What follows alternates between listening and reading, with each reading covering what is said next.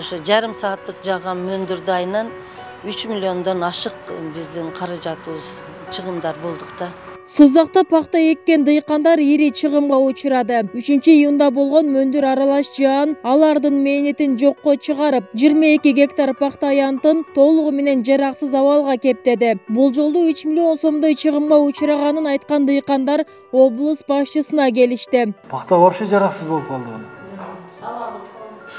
Сабабы? Кайра жалбырак чыгарбайбы? Көрсөтүп коебуз, сизге биринчи пахтанын даражасы биринчибиз. Мындан кийинки кечеге неме уруп кеткендер.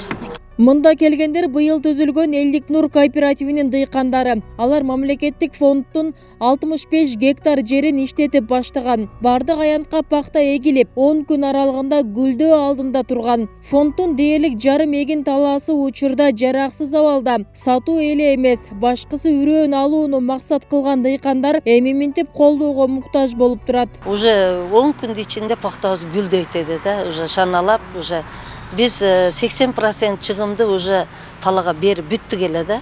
Эми 20%тик гана биз эмгегибиз калды да. Элдин эмгеги азыр ушул күндө кыйрап калды да. 22 гектар эгин талада вообще эч нерсе жок да. Ушу кооперативге алып 65 гектар жерде 200 түтүн семья менен вес благовещенка иштеттик да. 4 завод менен контрактыбыз бар, пахтала турган заводдор менен. Пахтанын китайский супер элита уругун эккенбиз да. Биздин максатыбыз үрөн алыш эле.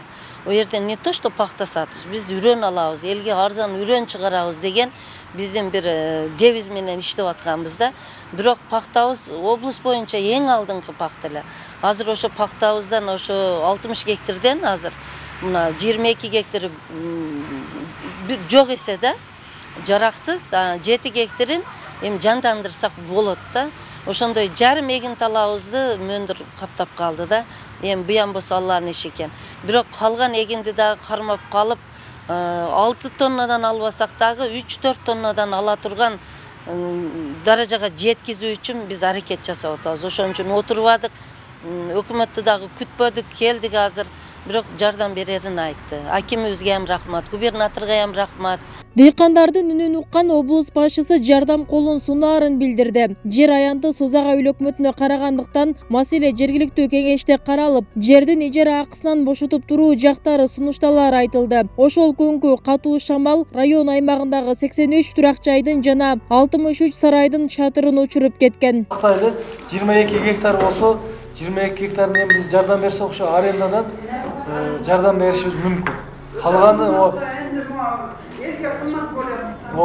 ошондон может арендасын жок кылып беребиз.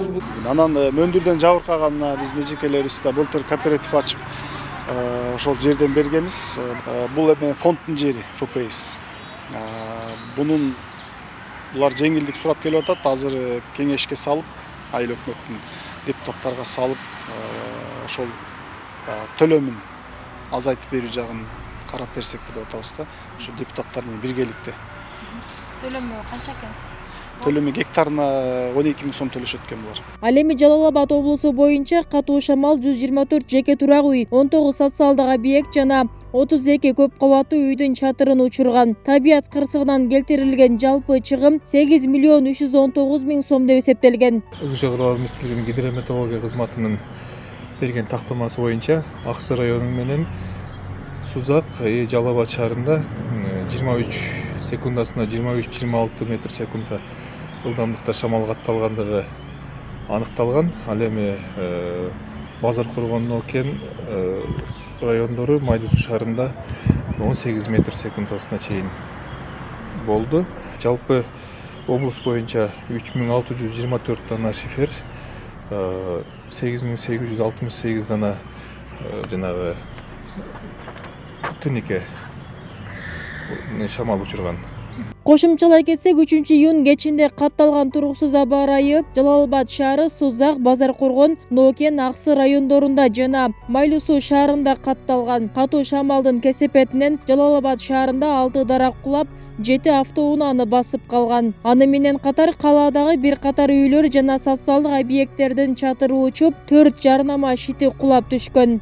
Бүбүсара Орозалиева, Яхяидин Боташев, 7 канал, Жалал Абад.